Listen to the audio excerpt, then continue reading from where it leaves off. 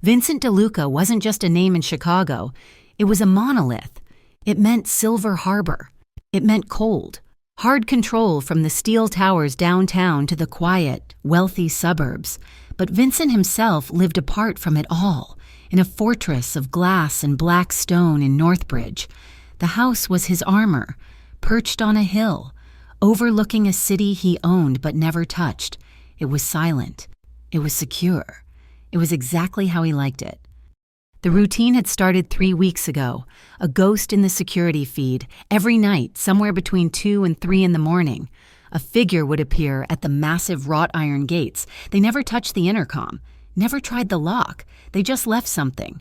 A single white flower, standing in a cheap, clean glass jar.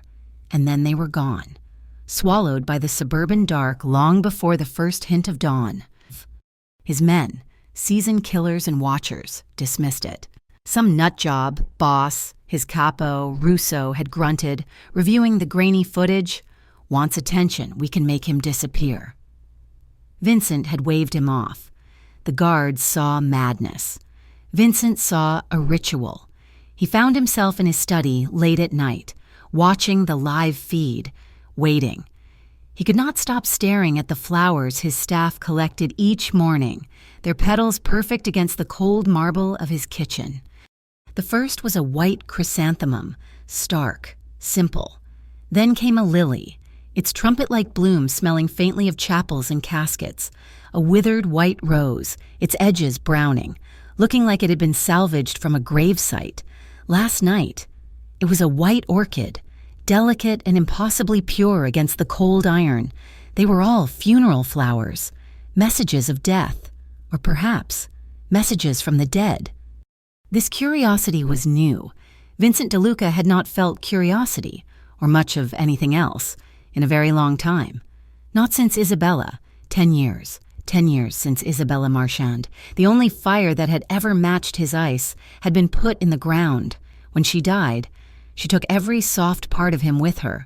What was left was the boss, the strategist, the killer. A heart that beat only to move blood, not to feel. These flowers felt different from a threat. He knew threats. Threats came with bullets or blood or silence from a phone line that should have been answered. This was something else. An insistence, a memory. Tonight, the rain was relentless, a true Chicago downpour, slashing against the bulletproof windows. It was 17 minutes past 2 in the morning. Vincent sat in his study, the glow of the security monitors painting his face in monochrome. He saw the figure approaching the gate, huddled under a failing umbrella. He did not call Russo. He did not wake the guards. He pulled a heavy wool overcoat over his silk pajamas, slid his bare feet into leather shoes, and went out into the storm himself. The wind tore at him, the cold rain a shock against his skin. He walked the long stone path to the gate, the sound of the storm covering his approach. The figure was there, back to him, kneeling to place the small jar. "Hey!" Vincent's voice was gravel, barely used for anything but commands. The figure froze, slowly, agonizingly. They stood and turned. Vincent reached for the switch by the gate panel, flooding the entrance with the harsh, bright light of the security floods. He braced himself. He expected a crone, a meth head, some broken veteran talking to ghosts. He did not expect this. It was a young man, perhaps 20, perhaps 30. It was hard to tell. He was impossibly thin, dressed in layers of rags that were soaked through, clinging to his skeletal frame. But it was not the poverty that struck Vincent. It was the face, pale, gaunt, but the eyes. They were a deep, dark brown, and they stared at Vincent not with fear, but with a profound, haunting recognition, a familiarity that hit Vincent like a physical blow. He knew those eyes. The young man held his gaze for a second, then 2, then, like a deer, he bolted, dropping the umbrella and vanishing into the rainy darkness before Vincent could even think to shout. Vincent stood there, rain dripping from his hair, staring at the spot where the man had been. On the ground sat the jar. Inside, a single white carnation. By 3 in the morning, His study was chaos. Russo and two other men were standing at attention, terrified by the boss's sudden, strange energy. Vincent was alive with a feeling he had not known he still possessed obsession. "Find him," Vincent commanded. "Boss, it's just a bum." I did not ask what he was. I said find him. Run facial recognition. Check every shelter, every halfway house. I want a name. They worked for 24 hours. The report came back just as the sun was setting the next day. "Boss, there's nothing." "What do you mean, nothing?" Russo was pale as he, shifting his weight. No facial match, no prints on the jars. We checked shelter logs, police records, hospital intakes. This man does not exist. He's a ghost. Vincent stared out the window. A ghost. A ghost with eyes he had only ever seen in one other person. It was impossible. Isabella had no family, no brother, no son. She'd been alone, just like him. Yet, those eyes. For 10 years, Vincent's world had been silent, ordered, and dead. Now, a homeless ghost was leaving funeral flowers at his gate, and for the first time since Isabella's last breath, Vincent DeLuca felt something stir in the graveyard of his chest. It was not anger. It was not fear. It was a raw, aching pull. He looked at the security feed, at the empty gate. He knew the man would be back. "Get the car," Vincent said, turning to Russo. "Where are we going, boss?" "Nowhere. You are staying here. I am going." He grabbed the keys to the black sedan, the one without the reinforced panels, the one that blended in. "Tonight," Vincent said, his voice quiet, "I am the one who follows." Vincent DeLuca drove a car he hadn't touched in a decade, a simple, dark gray sedan, anonymous and unremarkable.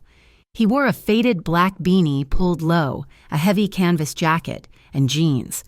He was just another shadow in a city full of them. He parked 2 blocks down from his own estate, the engine off, the only light coming from a distant, flickering street lamp. He waited. At 2:40 in the morning, the figure emerged from an alley across the street.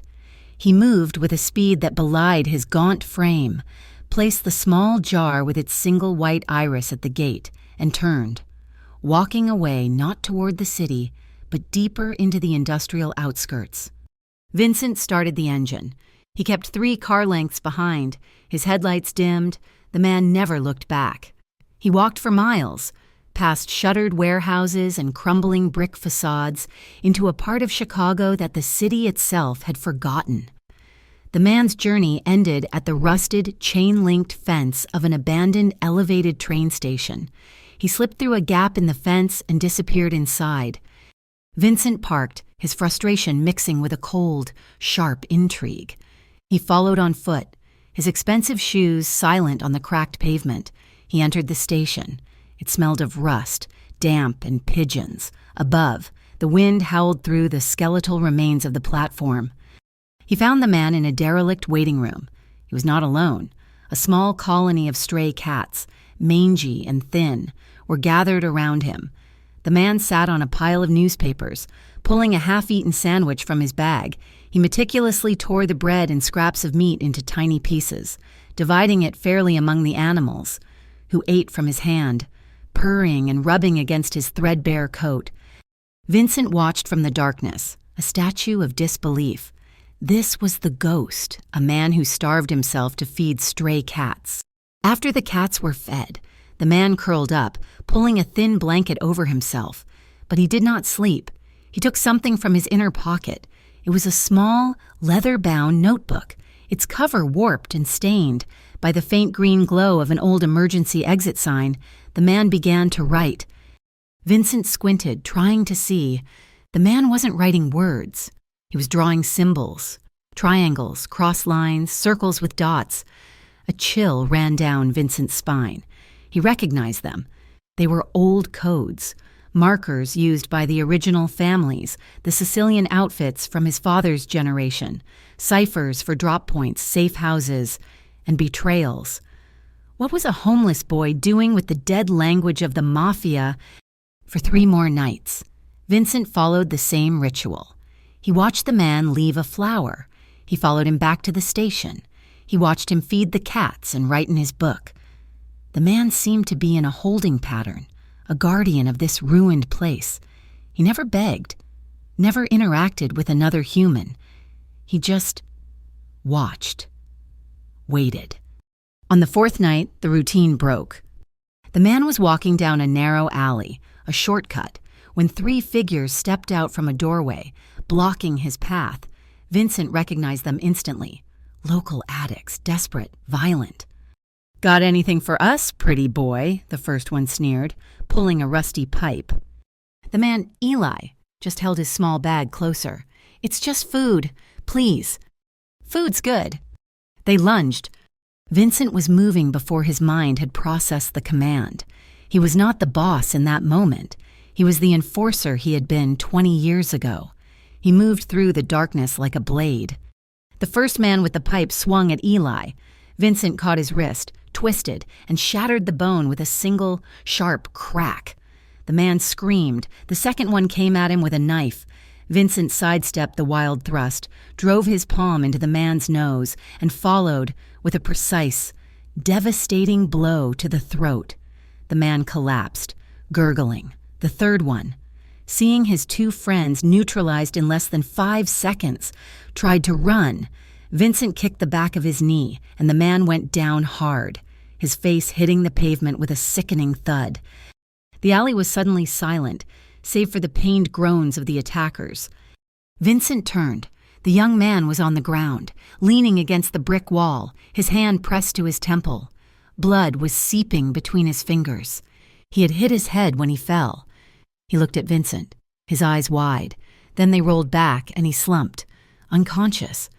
Vincent stood over him, his breath coming in hard gusts. His orders were clear. Eliminate the threat. This boy knew his house. He knew old codes. He was a loose end. He reached down, but he did not pull a weapon. He slid his arms under the young man's body. He was terrifyingly light, like a bundle of sticks. Vincent carried him back to the sedan, placed him in the passenger seat, and drove through the gates of the Northbridge Fortress. He laid him on a bed in a guest suite, the white sheets a stark contrast to the man's filthy clothes. Vincent found a first aid kit and, with a practiced hand, began to clean the gash on his temple.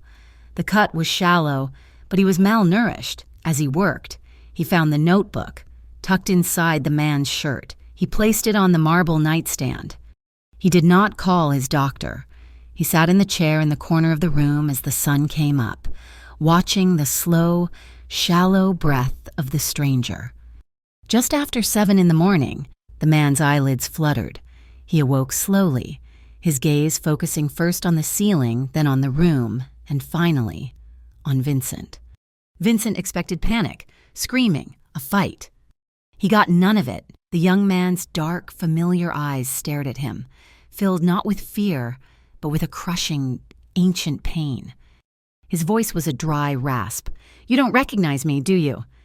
Vincent felt the cold metal of the chair's arm under his grip. "Should I?" "My name is Eli Mercer."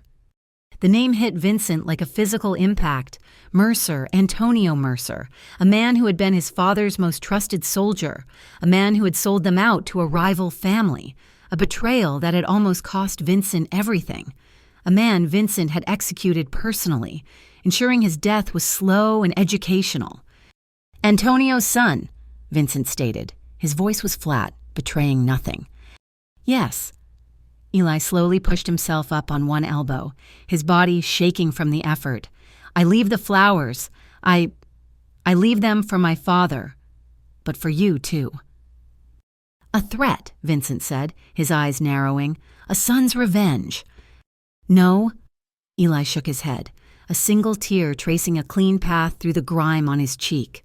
A reminder that blood was spilled, that my father paid the price, and that forgiveness, it can still exist.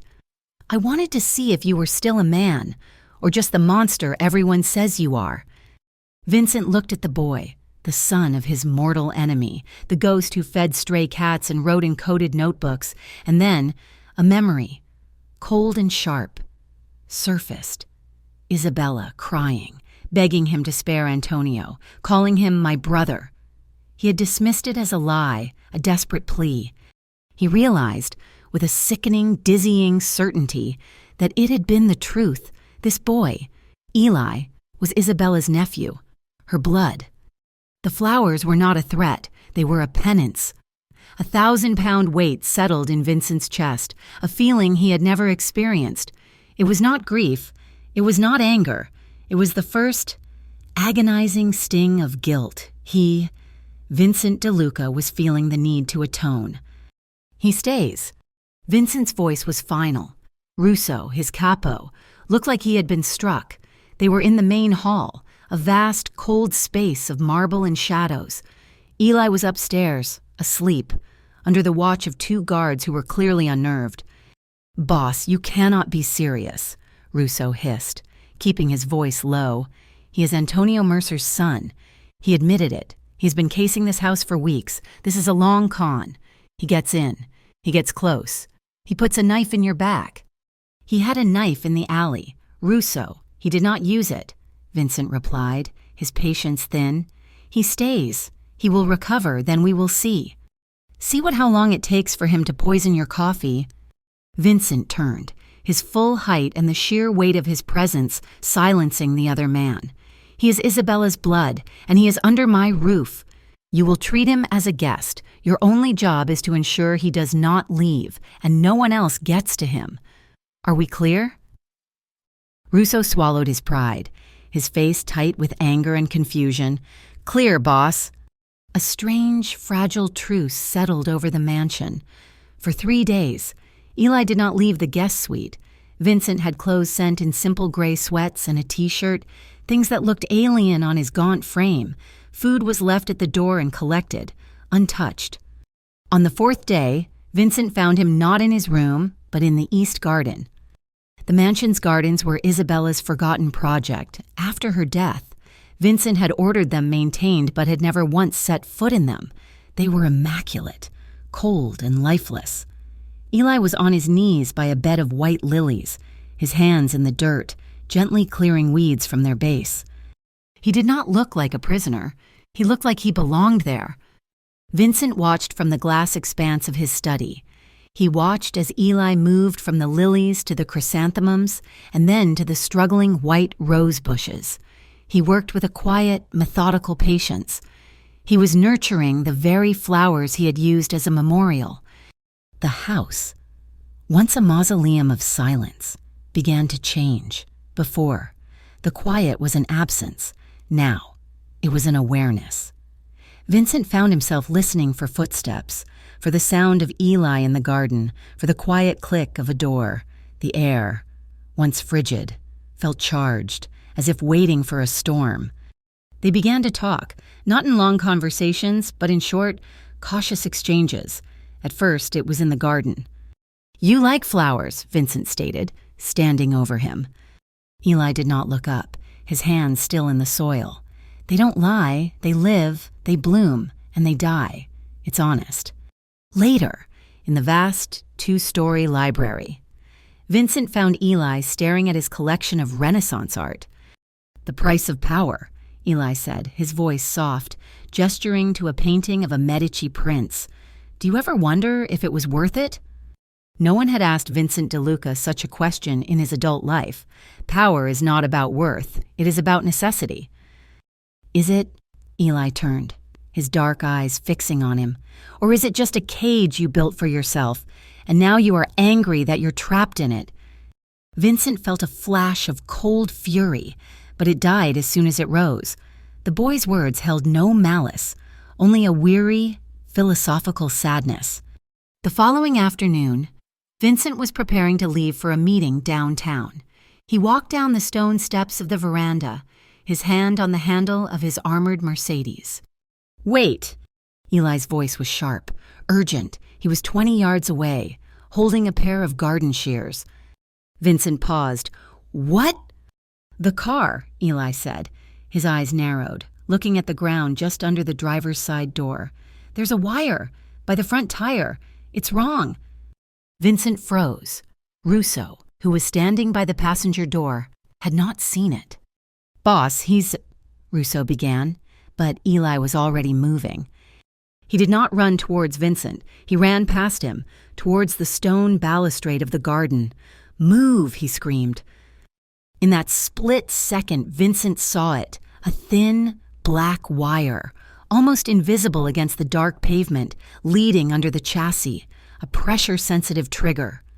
Eli grabbed Vincent's overcoat and yanked him, hard, with a strength that seemed impossible for his size. He did not pull him back. He pulled him sideways, tackling him over the low stone wall. They landed in a heap in the soft dirt of the flower bed, just as a deafening roar tore the air apart. The force of the explosion was immense, a shockwave of heat and pressure that turned the billion-dollar car into a fireball of twisted metal. Shrapnel and glass rained down over them. Vincent's ears rang. The world was smoke and the smell of accelerant. He pushed himself up, his body bruised, a sharp pain in his shoulder. He looked down. Eli was curled beside him, unmoving. "Eli!" Vincent shook him. "Eli!" Eli groaned, his eyes fluttering open. He was shaking, not from the cold, but from pure terror. He had a shallow cut on his cheek from a piece of flying debris. Russo and two other guards, guns drawn, sprinted from the house, their faces white with shock. Are you hurt?" Eli whispered, his gaze fixed on Vincent. "I'm fine," Vincent said, his voice rough. He looked at his shoulder. A small piece of metal was embedded in the thick wool of his coat. He pulled it out. Then he looked at Eli. The boy had saved his life. The son of the man he had murdered had just saved his life. He reached out, his hand unsteady, and brushed the dirt from Eli's face. Eli flinched at the contact, then stilled. Vincent's thumb wiped at the thin line of blood on his cheekbone. Eli's breathing was shallow, his eyes wide, locked on Vincent's. In that moment, surrounded by smoke and ruin, a current passed between them, something terrifying and unspoken, a recognition that went beyond enemies or allies. Eli's hand, trembling, came up and rested on Vincent's wrist, not pushing him away, but holding him there. That night, Vincent did not sleep. The dreams that came were not the usual ones, not Isabella's face, cold in a casket, not the metallic tang of his first kill. He dreamed of a hand in the dirt, of dark eyes staring at him through smoke.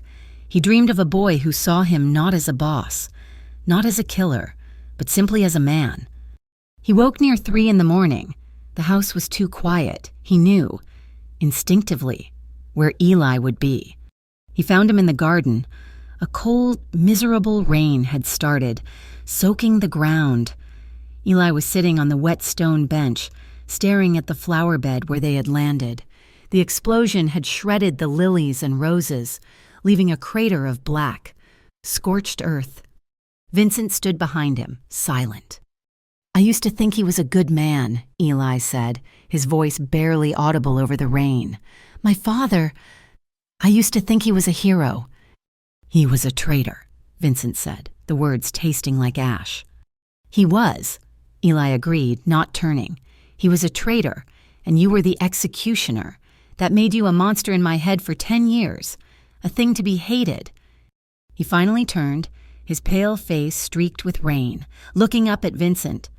"I brought the flowers for my father, a way to remember him at the place where his line ended.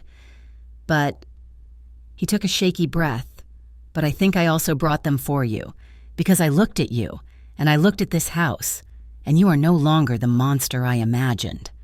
The car bomb was a message, and it tore the cold peace of Vincent's world to pieces. The explosion echoed for days, not in the city, but in his head, for a decade. Vincent DeLuca had been a force of nature, an accepted, untouchable part of Chicago's landscape. The bomb proved that was over. His organization moved with brutal efficiency, the cleanup of the wreckage, the silencing of the neighborhood, the inquiries. It all happened in less than a day. The intelligence, pulled from the darkest corners of the city, took 48 hours. A new player, the Vortex Syndicate. They were not some disorganized street crew. They were funded, organized, and surgical. They had already taken 2 of his shipping routes on the south side, absorbing his men or making them disappear. The bomb at his front gate was not an opening move. It was a checkmate announcement. Vincent sat in his study, the room lit only by the holographic glow of a tablet. Russo stood beside him, his face grim. "We have a name, or at least a handle," Russo said, by his thick finger tapping the screen. A photograph appeared, a woman with hair as black as oil and eyes that looked like they had been burned into her face. "They call her Alina. She came out of nowhere 6 months ago. She took the remnants of the Rinaldi crew and the O'Malley brothers and turned them into this. She's smart, boss, and she's vicious." "Rinaldi," Vincent said. The name was dry in his mouth. Marco Rinaldi, a loud-mouthed rival he had personally disposed of. 5, maybe 6 years ago. So this is revenge. "Looks that way. She was Rinaldi's lover." Eli had been standing by the massive window, looking out at the ruined garden. He was a constant, silent presence in the house now, a shadow that Vincent found himself tracking more than any of his guards. At the name Alina, he turned. He walked toward the desk, his steps slow, almost hesitant. He stared at the glowing image on the tablet, his breath hitched, the color drained from his face, leaving it a sickly, pale white. Eli Vincent's voice was sharp. "I know her," Eli whispered, his hand rising to touch the screen. "That's Alina. Alina Mercer. She's my sister." Russo's hand flew to the gun on his hip. "I knew it," he snarled. "The whole thing, the flowers, the alley, the bomb. It was a con. He's been feeding her intel." "No," Eli's voice was desperate, turning to Vincent. "No, I swear, she's my half-sister. My father's, from his first marriage. She ran away when I was a kid, years before. Before everything. I thought she was dead. I haven't seen her in 15 years. Vincent's gaze was unreadable. He looked from Eli's terrified, pleading eyes to the cold, hateful eyes on the screen. The family resemblance was there, in the set of the jaw, the darkness of the gaze. "She tried to kill me, Eli," Vincent said, his voice flat. "She tried to kill us. She will not stop." "The order is clear, boss," Russo pressed. "We find her. We end her." "Please!" Eli grabbed Vincent's arm. The touch was frantic, burning through the expensive fabric of Vincent's suit. "She doesn't know I'm here. She doesn't know. She's just lost, like I was. She's acting out of hate for what you did to our father. Let me talk to her. Please. Vincent, she's the only family I have left." Vincent looked at the thin hand on his sleeve. He saw the desperation, the truth of the boy's plea, and he felt it again, that crack in the ice, the agonizing, unfamiliar pull of hesitation.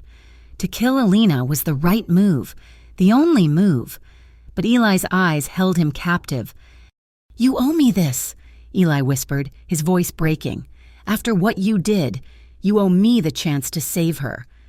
Vincent stared at him for a long, cold minute. "Russo, get out!"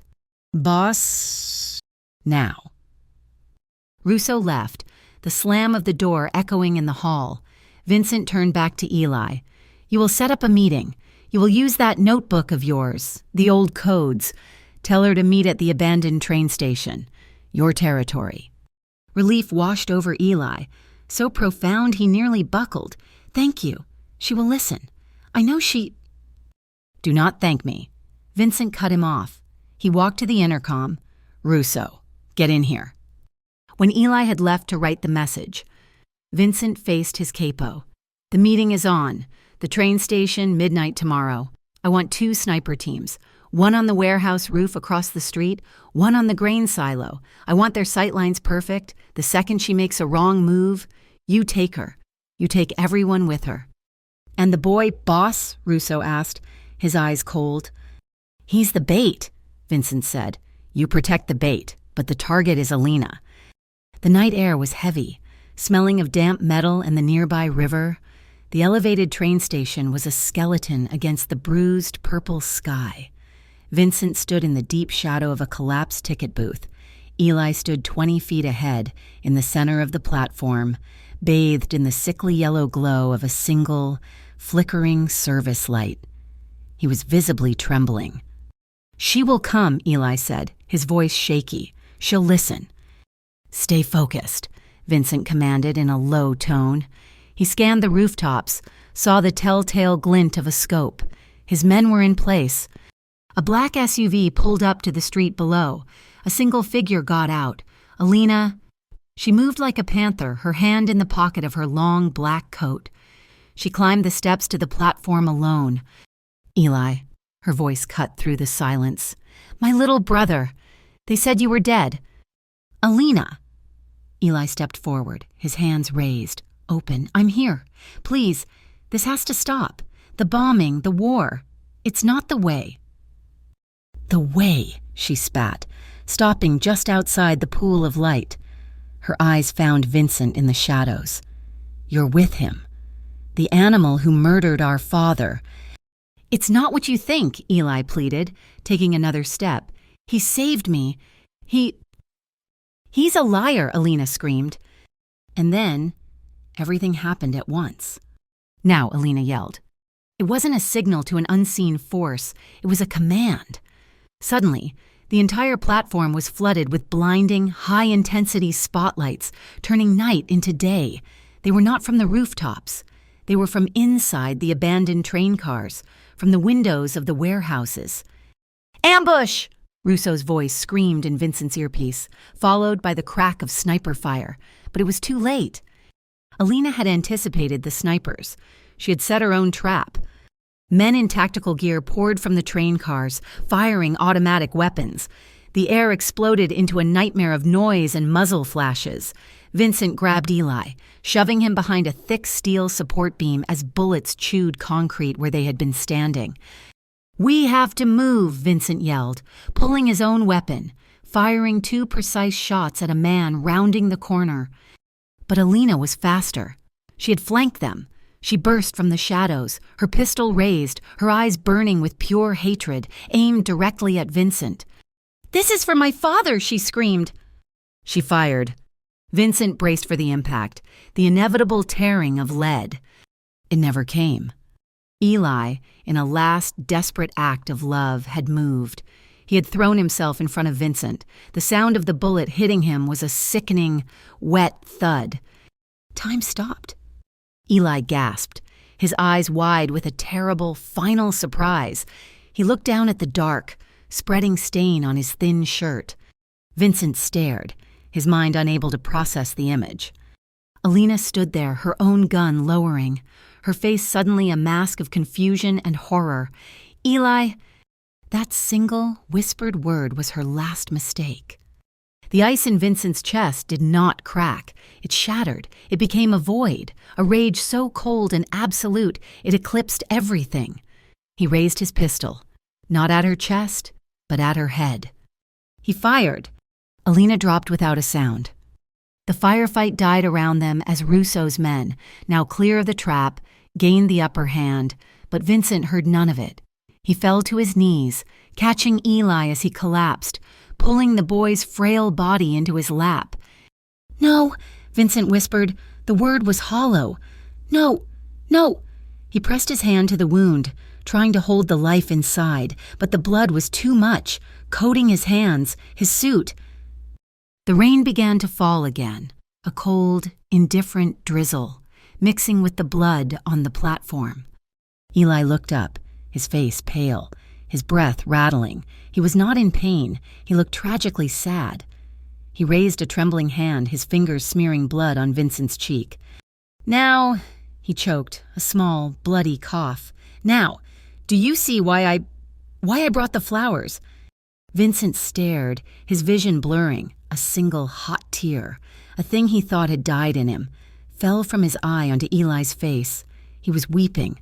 The boss of Silver Harbor was holding the son of his enemy, and he was weeping. The loss was absolute, a black hole that swallowed the sound, the rain, and the entire world. He bowed his head, clutching Eli to his chest, his body shaking with a grief he had not known he was capable of, a pain that was 1,000 times worse than any bullet. The world outside the mansion, and the war Vincent had waged, ceased to exist in the immediate, bloody aftermath of the ambush. Vincent's rage had been surgical. He had decapitated the Vortex Syndicate, scattering its remnants to the wind. Russo and his men, galvanized by the attack, had finished the job in less than 2 days. But all of that was noise, an echo from a life that no longer felt real. The only reality was the quiet, rhythmic beep of the heart monitor. Vincent had converted the master guest suite, the one Eli had first occupied, into a state-of-the-art trauma center. His personal physician, a man whose silence and skill cost Vincent a small fortune annually, had been living there, monitoring the patient. And so had Vincent. For 4 days, he did not leave the room. He sat in a hard-backed chair by the bedside, his suit from the ambush still on. Though the blood had long since dried, he had not slept. He had not eaten. Russo had tried to enter 3 times with reports, updates on their victory, the 3rd time.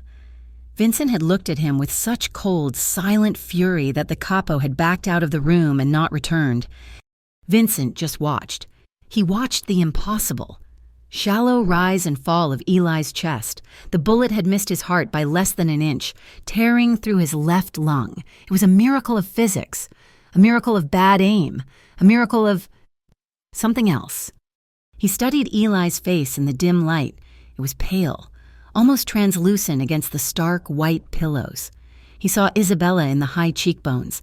He saw the boy who fed stray cats in the curve of his mouth. He saw the man who had looked at him through smoke and rain and called him something other than a monster. On the evening of the 4th day, the steady beep of the monitor faltered, then strengthened.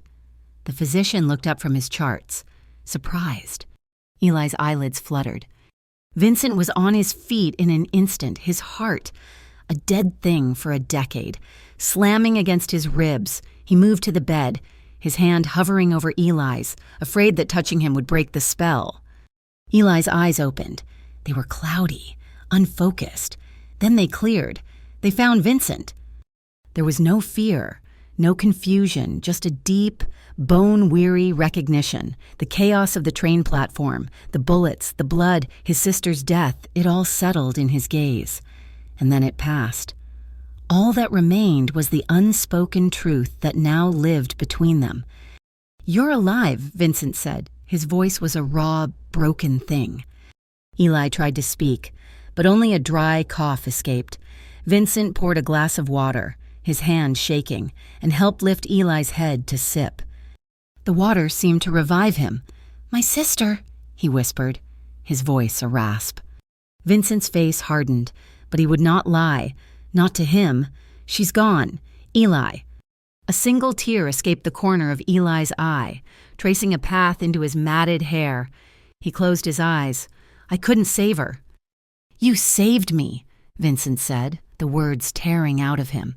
"Why, after everything, my father, your father, why would you do that?" Eli's eyes opened again, locking on Vincent's.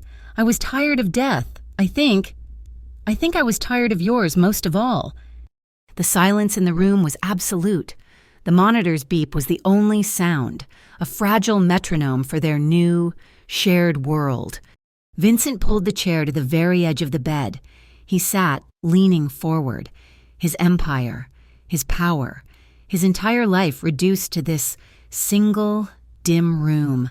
"When Isabella died," he began, his voice low, "the world went gray. I just became the thing everyone expected, the killer, the boss, an empty suit. I have not felt anything, not one thing, in 10 years.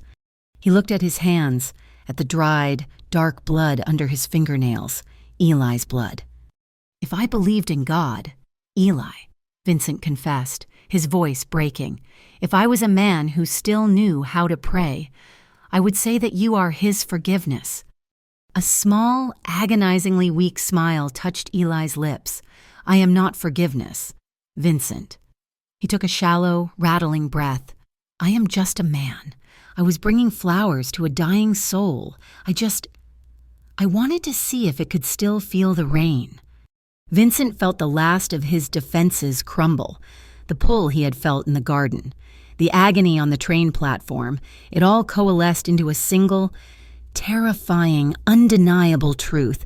He was the most powerful man in Chicago, and he was on his knees, metaphorically, before the son of his greatest enemy. He stood, leaning over the bed. He was not the boss. He was just a man. He moved with a hesitation he had never known, lowering his head. Eli watched him. He did not flinch. He did not turn away. He met Vincent's gaze, his own eyes filled with all the pain and all the pardon in the world. Vincent's lips brushed against Eli's. It was not a kiss of passion. There was no lust, no fire. It was a kiss of desperate, profound gratitude. It was a kiss of survivors. It was chaste, hesitant, and it tasted of the saline from Eli's IV and the salt of his tears. It was two broken, jagged pieces of humanity that had, against all odds, slotted together and found a way to be whole. Vincent rested his forehead against Eli's, his eyes closed. "Eli," he whispered. The name was a prayer.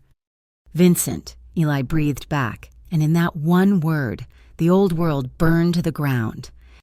The next morning, Vincent DeLuca walked out of that room and called a meeting of his capos. They gathered in the formal dining room, their faces a mixture of relief at their victory and confusion at their boss's appearance. "It is finished," Vincent announced. "The vortex is gone. Russo, your leadership was exemplary. The organization is strong." He stood at the head of the table, his eyes sweeping over them. "And it is yours. I am stepping down." The silence that followed was so complete it was violent. Russo's jaw dropped. "Boss," Russo stammered. "What do you mean, stepping down?" "I mean, I am done," Vincent said. "The organization, the roots, the accounts, it all goes to you. Russo, you will lead. The rest of you will support him. My name and my blessing go with you. But I am finished. This is my final order." He turned and walked out, leaving a stunned, silent room of lieutenants behind. He returned to Eli, who was sitting up, eating a small bowl of broth. "You did it," Eli said. He had heard the finality in Vincent's tone, even from a floor away. "I did," Vincent said. He sat on the edge of the bed. "As soon as you can walk, we are leaving. We will go somewhere quiet, somewhere you can plant a garden." Eli smiled, a real smile this time, and it lit up the room. But the world Vincent had built was not a thing that could be simply walked away from. That night, Eli, his wound tightly bound, was taking a few painful steps in the hallway, testing his strength. He was outside Vincent's study when he heard the voices, low, angry. Russo and two other capos. No, lost his mind. Russo was growling. "He's weak. That Mercer kid. He broke him. Retiring. You don't retire from this. You die." "So what's the play?" another voice asked. "The play is, we accept," Russo said, his voice dropping, becoming colder. "We take what he's giving, but we cannot let him walk away. He's a loose end. If he's seen as weak, the other families will come for us. It has to be clean. Tomorrow night, the official handoff, a regrettable accident, a car bomb, poetic." Eli's blood ran cold. He backed away, his body shaking, not from weakness, but from a new, cold rage. He stumbled back to the guest suite. Vincent was packing a small bag. "Vincent," Eli said, his voice hard. Vincent turned, concern on his face. "You're pale. You should be in bed." "They're going to kill you," Eli said, his voice void of any tremor. "Russo, tomorrow night they're planning a betrayal. They think you are weak." Vincent's face became stone. The old, cold boss returned for a split second. "I gave him everything. I will tear him apart." "No." Eli walked to him, taking Vincent's hand, his grip surprisingly strong. "You said you were done. We will not fight them for the organization. We will not fight them for power. They will hunt us.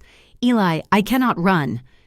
"We will not run," Eli said, his dark eyes intense, pulling Vincent closer. "We will fight, but we will fight for this, for us, for our right to leave." Vincent looked at their joined hands. This was the last battle. Not for an empire, but for a life. The betrayal was not a storm. It was a frost. It crept into the house with a cold, killing quiet. The official handoff was scheduled for 10 in the evening. At 9:30, the private security feeds, the ones only Vincent controlled, showed Russo's black Cadillac pulling up the long drive, followed by two other cars. They were early. Their headlights cut through the darkness, sweeping across the lawns, and they were full of men, Russo's heaviest hitters. Vincent stood in the grand foyer, not in the suit of a retiring boss, but in a black cashmere turtleneck and dark pants. He was a shadow, ready for a war he had not wanted. Eli, pale but steady, his wound aching with every breath, came to his side. He, too, was dressed in dark. Simple clothes. They are not here to talk, Vincent. I know. Vincent's voice was cold steel. He intends to take the house, not just the organization. Then we will not let him have it. Eli grabbed Vincent's hand, pulling him away from the foyer and toward the kitchens. This way, the cellar. The house, built in the 1920s by a bootlegger, had secrets its modern owner had never needed, until now. As they descended the stone steps to the wine cellar, they heard the front doors splinter, crashing open. Shouts echoed above them. Find him, find DeLuca. The boy, too. Eli ignored the sound. He moved to the back wall behind a rack of priceless Bordeaux and pressed a loose stone. A low, grinding sound. Stone on stone revealed a black, narrow opening. A rush of cold, damp air, smelling of earth and time, hit them. My father told me about these, Eli whispered, pushing a small flashlight from his pocket into Vincent's hand. Tunnels for escaping the feds. It leads to the old boundary wall by the garden. Vincent went first, his broad shoulders barely clearing the opening. Eli slid in after him, pulling the stone door shut. They were plunged into absolute darkness, broken only by the thin beam of the flashlight. The tunnel was low, claustrophobic. The sound of their footsteps on the packed earth was terrifyingly loud. Above them, they could hear the faint, muffled thuds and shouts of Russo's men tearing the house apart. The air was thick, suffocating. Vincent moved with a predatory focus, but Eli was the one who knew the way, his hand resting lightly on Vincent's back, guiding him at a turn. The smell was overwhelming. It was damp, earthy, and metallic, but there was something else. A faint, dry, floral scent. Vincent realized it was coming from Eli, from the pocket of his jacket. Eli had, for some reason, kept a single dried white chrysanthemum, the first one he had ever left at the gate, the smell of the grave, mixed with the smell of their escape. They'd been moving for 10 minutes when they saw it, a rusted iron ladder leading up to a square of faint, gray light, the exit. We're clear, Vincent breathed, his foot on the first rung. Not yet. A powerful flashlight beam flooded the tunnel from behind, pinning them in blinding white. Russo. He stood 20 yards back, flanked by two of his men. His face was a mask of contempt. You really thought I would not know about this, boss, Russo's voice echoed, dripping with scorn. This was my father's house before yours. I let you think you were in control. All this time. And for what? So you could give it all away for him. Vincent stepped down from the ladder, pushing Eli behind him. His body shielded Eli's completely. His hand went to the pistol at the small of his back. It was always mine, Russo, and this is between me and you. Let the boy go. No, he's the poison. He's the one who made you weak, Russo snarled. He raised his gun, the beam of his flashlight zeroing in on Vincent's chest. I am just fixing what he broke, starting with him. Russo shifted his aim, trying to get a clear shot at Eli. Vincent braced, ready to move, to fire, to become the killer he had been his entire life. But Eli's hand grabbed his arm.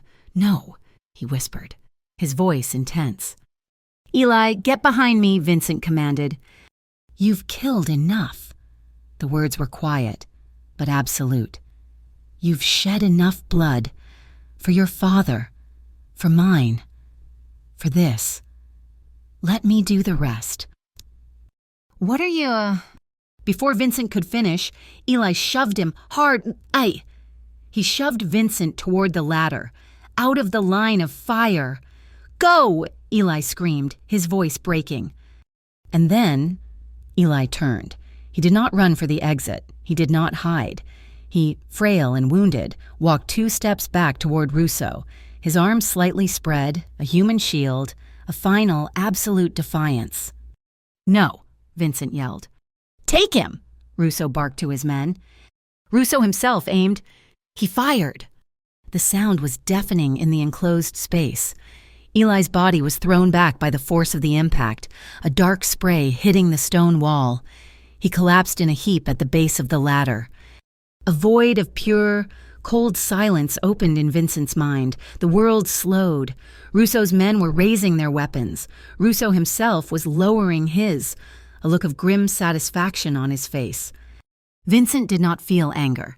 He did not feel rage. He felt nothing. He was an instrument. His gun was in his hand. One shot, Russo's flashlight exploded as the bullet found his eye. A second shot, the man to Russo's left, his mouth still open in surprise. A third, the last man grabbing at his throat. It took less than 2 seconds. 3 movements, 3 lives extinguished. Silence. The tunnel was black again, the only sound the drip of water and the metallic clatter of shell casings on the floor. Vincent did not move. Then, he scrambled, his hands desperate. Finding the flashlight Eli had dropped, he thumbed it on, the beam finding the crumpled form at the base of the ladder. Eli. He fell to his knees, pulling Eli's body into his lap. The white shirt he had given him was a ruin of crimson. It was the same wound, the same side. But this time, there was no saving him. No, Eli, please," Vincent choked, his hands pressing against the wound, a useless, desperate gesture. A thin, gray light began to filter down from the grate above. Dawn. It was coming. The pale light touched the edges of the tunnel, illuminating the horror. Eli's eyes flickered open. He was not in pain. He was peaceful. He looked at Vincent, his gaze clear. He coughed, a wet, rattling sound, and blood flecked his lips. "I brought flowers for my father," he whispered, his voice a thread. "Now." His hand, slick and red, moved, fumbling, finding Vincent's. He gripped it, his strength already gone. "I bring flowers for you." "Forgive me," Vincent wept, the tears carving hot tracks through the grime on his face. He lowered his head, his forehead resting against Eli's. "For all of it, please." The first beam of true daylight broke through the grate, a single shaft of gold that cut the darkness and illuminated their joined hands, covered in the blood that had paid for this one. Single moment of grace. Eli smiled, a true, faint, peaceful smile. "You are forgiven." His hand went limp. His last breath was a quiet sigh. Vincent DeLuca, the last boss of Silver Harbor, knelt in the dark, cold earth, holding the body of his redemption, and howled. He carried the body from the tunnel as the first light of dawn bled over the high garden wall. The mansion was dead.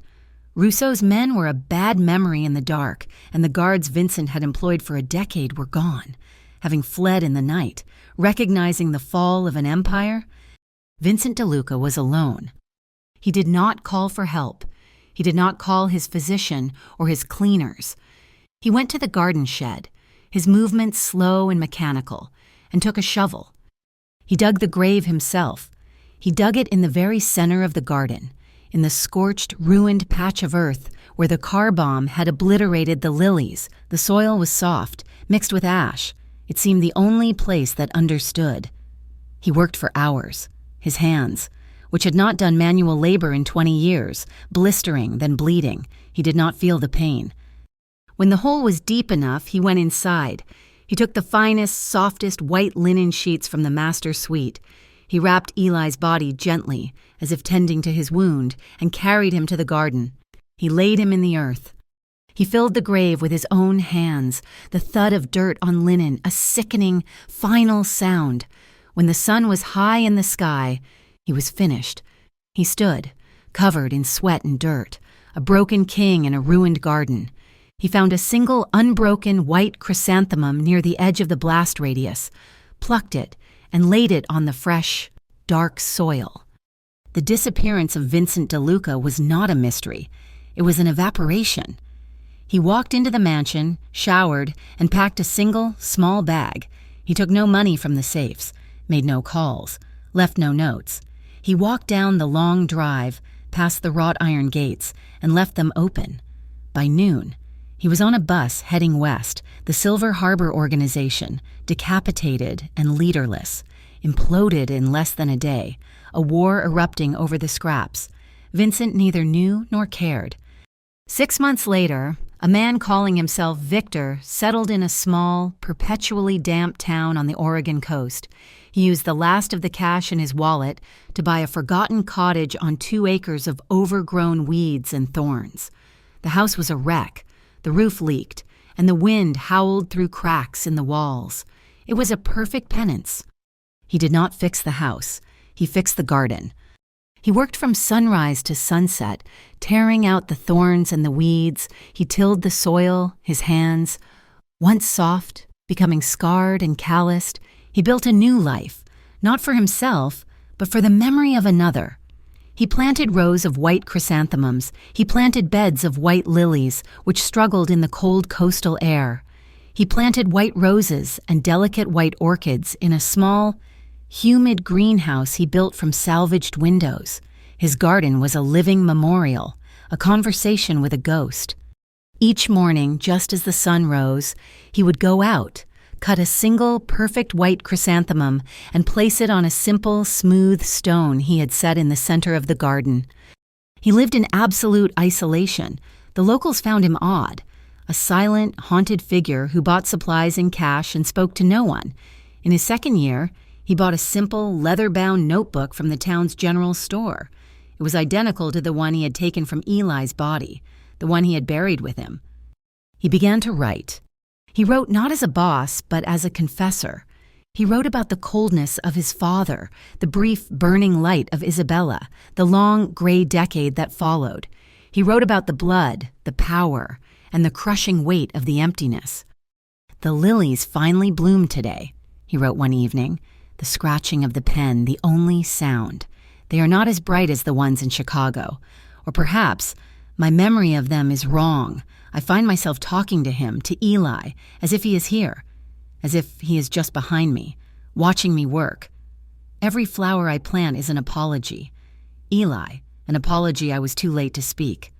The second winter was harsh, a biting cold that brought a rare, heavy snow. Vincent's little cottage was nearly buried. He awoke one night, the cold in the room too deep to ignore. It was 3 a.m. He looked out the frosted window, and his heart, that slow, scarred muscle, seized in his chest. There, by his simple, wooden gate, almost invisible in the deep snow, was a small, clear glass jar. He did not put on shoes. He tore the cabin door open and ran, his bare feet sinking into the freezing, powdery snow. The cold was a physical blow, but he did not feel it. He reached the gate, his breath tearing from his lungs in white clouds. The jar was real. Inside it, protected from the wind, was a single, perfect white rose, its petals still tightly closed, not yet in full bloom. He looked up, scanning the darkness. The long, empty road was pristine, covered in unbroken snow. The woods on either side were black and silent. There was no one. But then he saw them, leading away from the gate, not toward the road, but back into the dense, dark woods, was a single set of footprints. They were light, small, and already filling with new falling snow. He stood there, a man who had commanded armies, shivering, holding a single impossible flower. This was not a threat from his old life. He knew that, deep in his bones. It was a message. It felt familiar. It felt like a promise. "You are still here," he whispered, his voice cracking. to the silent, watching trees. You are still watching over me. He walked back to the house, the cold forgotten. He placed the rose in a glass of water, setting it in the center of his small table. He sat and looked at his journal. He'd been writing a confession, a history of his guilt. He realized now it was something more. The death of Eli Mercer had not been the end of Vincent DeLuca. The boss had died in that tunnel, bleeding in the dark. Eli's death was the beginning of this new man, this gardener, this ghost. He picked up his pen, his hand steady. He was no longer just confessing. He was writing their story, a story of sin and of a forgiveness that had cost more than any empire. The white rose from the gate sat on his table, its petals slowly, finally, unfurling in the warmth of the small cottage. It had been 3 days since he found it, 3 days since the impossible footprints in the snow. He found himself staring at it for hours, his mind drifting back, anchored by the scent. He remembered the rain, the night he had first truly seen him, the security floodlights cutting the storm, the impossible, shocking familiarity of those eyes. It was not just that they resembled Isabella's. It was the lack of fear in a life built on inspiring terror. Vincent had finally met a gaze that did not flinch, a gaze that looked at him and saw him. He had been a man drowning in a cold, gray ocean for 10 years, and those eyes had been the first shocking gasp of air. Their time in the mansion, after the first car bomb, had been a strange, fragile truce. The nights were the worst. Sleep offered no escape for either of them. So they often found themselves in the vast, silent library, the only light coming from a single green-shaded lamp on the desk. They were two ghosts, haunting the same space. He remembered asking Eli why. Why the flowers? Why the cats? Why any of it? "We are all just trying to be seen," Eli had said, his voice quiet, his thin fingers tracing the spine of a book he had no intention of reading. "The cats in the station, they are forgotten. I feed them. They see me. I leave you flowers. You see me. It is all the same, a way to prove we are still here. I am a killer, Eli." Vincent had confessed one night, the words tasting like poison. "I have done things that have no name. I took your father. I am the reason your sister is dead." Eli had been silent for a long time, looking at the dark, rain-lashed windows. "My father was a traitor. My sister was a killer. You were an executioner. Everyone was something ugly." He turned, his dark eyes intense. "But no one is born a monster, Vincent. They just become one when no one believes in their light anymore." Vincent looked down at his own scarred, calloused hands. He was holding a small chisel. He had spent the last week, in the cold Oregon air, carefully etching those very words into the smooth, gray river stone that marked the head of his garden. "No one is born a monster." He ran his thumb over the last, sharp letter. He had made a tombstone, after all. His new life had a ritual. Every Friday, he took his old pickup truck into the nearby coastal town. He bought his supplies. But first, he stopped at a small, struggling floral shop. He bought all the white flowers. They had chrysanthemums, carnations, whatever they could get. Then he bought groceries, bread, canned soup, fresh fruit, coffee. He drove to the edge of town, where a small, forgotten community of people lived in tents and broken-down cars under a freeway overpass. He unpacked the food onto a folding table, filled a large thermos with hot coffee, and set out the flowers. The first few times, they had been wary, this collection of lost souls. They saw his haunted eyes and his silent, powerful frame. But he just left the food and the flowers. He did not preach. He did not judge. He just gave. Now, they accepted him as part of the gray landscape. He found himself touching the petals, his rough fingers trembling. It was a physical connection to the past. Each cold, fragile bloom was a word he had not said, a moment of penance. Each flower was Eli. One afternoon, as the wind carried a cold, salty spray, a woman approached him. She was thin. her face weathered by hardship and cheap addictions, but her eyes were clear. She was not one of the regulars. "You're the flower man," she said. It was not a question. Vincent just nodded, offering her a cup of coffee. She took it, her hands shaking. "I knew someone who did this once, back in Chicago." Vincent's posture did not change, but his heart went still. He was just a kid, skinny, dark eyes, lived in the old station off the L line. She continued, staring into the steam. "My name was... well, it does not matter. I was on the street, bad off, 2 men. They cornered me in an alley. They were going to... well, this kid, Eli, he came out of nowhere, had nothing but a rusted pipe and a voice that scared them. He got between them and me.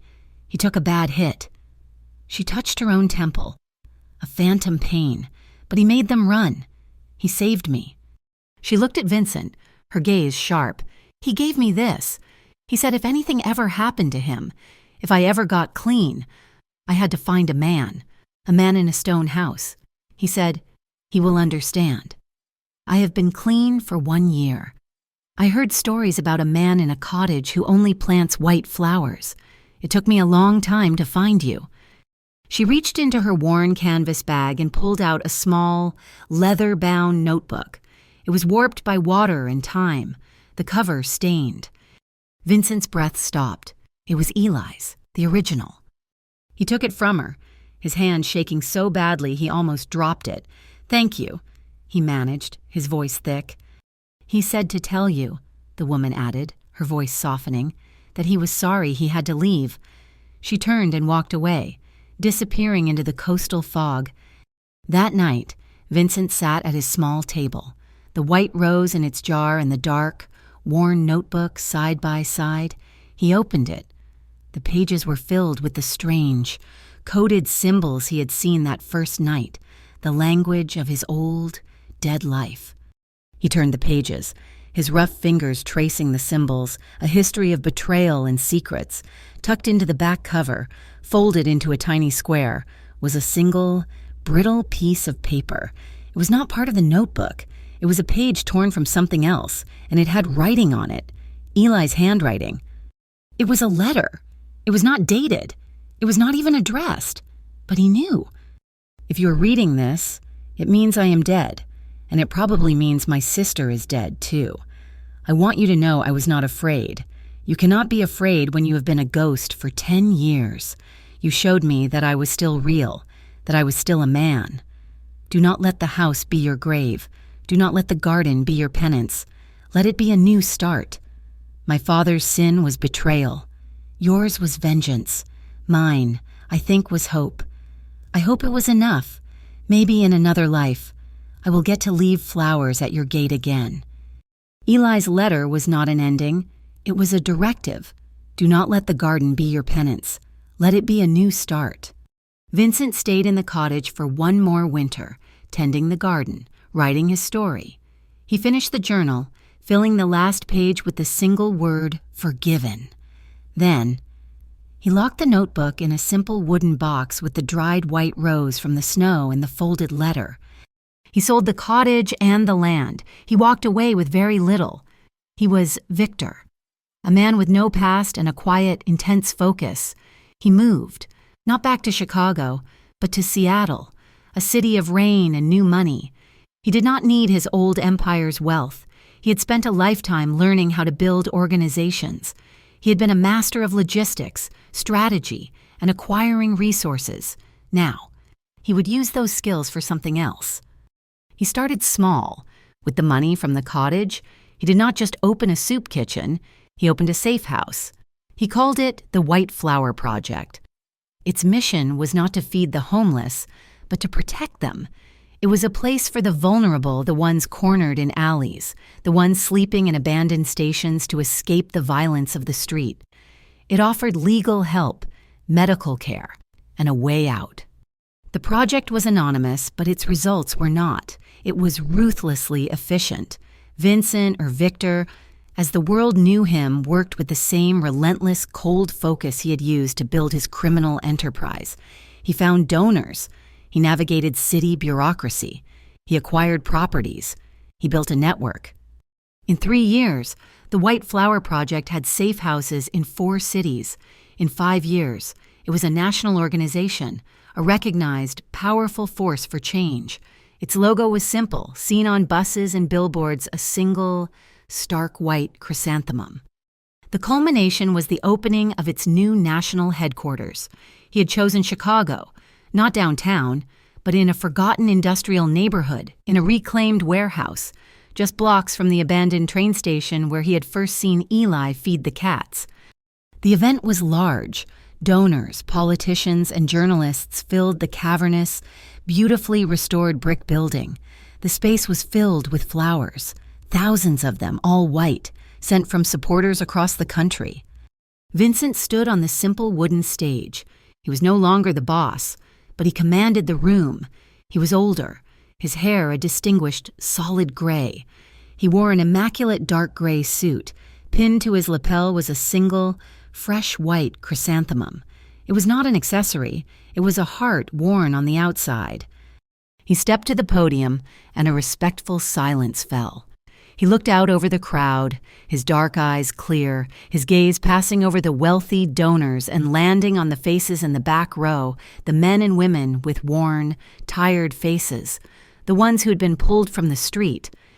"We are told," he began, his voice a quiet, deep rumble that carried in the silence, "that some people are lost, that they are beyond reach, hopeless." He paused, his hand unconsciously touching the flower on his lapel. "We are told it is a weakness to believe in them, that it is a waste of time. I am here to tell you that is a lie. Not all lost souls are hopeless." His gaze became distant, as if he were speaking to someone only he could see. "I knew someone, he proved that to me. He taught me that a single, small act of grace, of hope, can be stronger than any empire. He taught me that you are not a monster, unless you choose to be.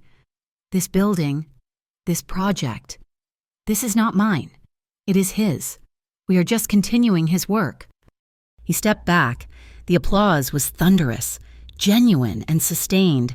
He walked off the stage, shaking hands, a small, polite smile on his face, his eyes still distant. A small tug on his suit jacket made him stop.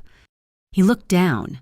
A boy, no more than 8 years old, was standing there, and he was impossibly thin, dressed in clothes that were clean but far too large. He had wide, dark, familiar eyes. "Mister," the boy said, his voice a tiny whisper in the din. Vincent crouched, bringing himself down to the boy's level. "Hello."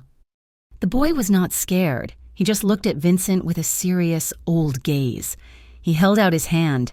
In his small, dirty palm was a single, perfect, white orchid. "A man told me to give this to you," the boy said, his voice clear. "He said you would know what it was. He said his name was Eli." The world, the applause, the noise, it all receded, replaced by a deafening, rushing silence. Vincent's hand, the one that had held guns and signed death warrants and dug a grave, trembled violently. He stared at the flower. It was the same as the one Eli had left at the gate, the same as the ones in his Oregon garden. He felt the sting of tears, hot and sudden. He had not wept since the tunnel. He reached out and his fingers brushed the boy's, taking the small, delicate flower. "Where?" Vincent started to ask, his voice thick. "Where did you see him? Where is he?" He looked up from the flower. The boy was gone. Vincent stood, his knees locking. He scanned the crowd, a sudden, desperate panic rising in him. There was no one. The boy had vanished, disappeared into the mass of people as if he had never been there at all. Vincent stood motionless in the center of the celebration, surrounded by a sea of white flowers. The entire world seemed to be covered in a blanket of forgiveness. He looked down at the tiny, perfect orchid in his scarred hand. He felt a presence, not a ghost, not a cold memory. He felt Eli in the purpose of the room, in the hope of the people he had saved, in the impossible flower in his hand. He was not a memory. He was alive. A slow, genuine smile spread across Vincent's face, a thing of pure, unburdened warmth. It was the first time he had truly smiled in more than a decade. He closed his hand gently around the orchid, as if protecting a small, living flame. "Finally," he whispered to the air, to the room, to the ghost who was not a ghost. "Finally, I get to see you bloom in me. Eli." 10 years. 10 years had passed since the founding of the White Flower Project. Vincent DeLuca, known to the world as the quiet philanthropist Victor, was an old man now. He had returned to the small cottage on the Oregon coast. The organization ran itself, a testament to the ironclad, efficient systems he had built, a self-sustaining engine of hope. His world was now confined to the 2 acres of land, a world he had meticulously cultivated into a masterpiece of white. The garden was no longer a penance. It was a sanctuary. It was his final conversation.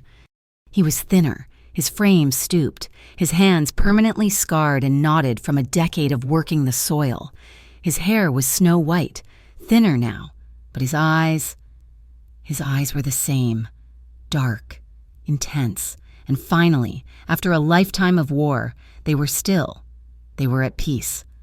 It was late afternoon, the sun, a weak, watery gold, beginning its descent over the Pacific. The air was cool, carrying the sharp scent of salt and the heavy, funereal perfume of the lilies.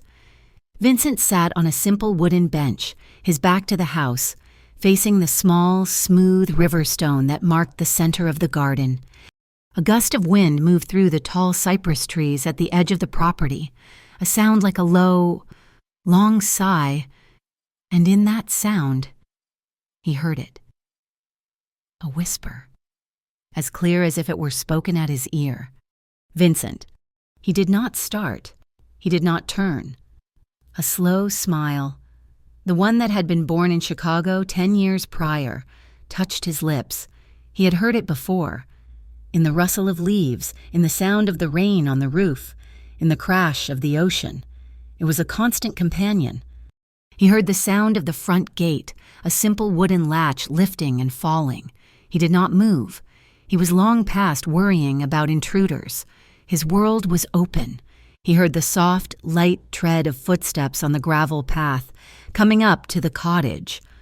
A figure, blurred by the light in his old eyes, passed the window of the house. He heard them pause on the porch. He sat, waiting, breathing in the cold air. The footsteps resumed, coming around the side of the house, toward the garden. A stranger entered his line of sight. It was not a person he recognized. They were androgynous, their face obscured by the shadow of a low-brimmed hat. They were dressed in simple, functional clothes.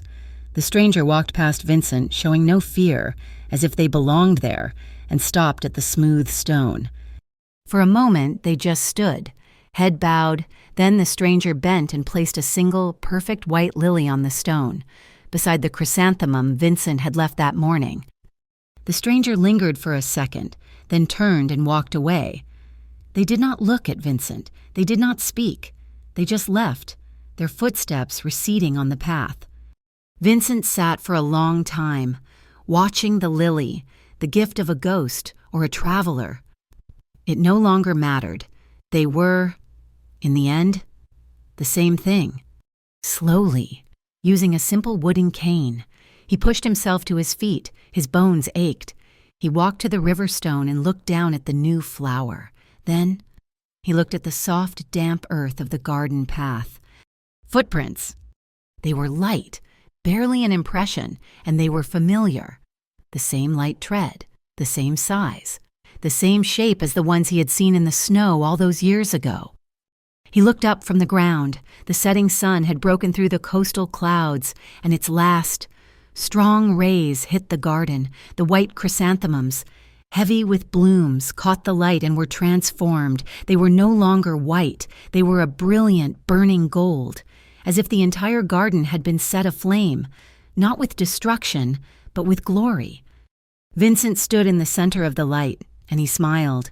He looked toward the path where the stranger had vanished. "You're here," he whispered. He felt no sadness, no loss, only a profound, welcoming quiet.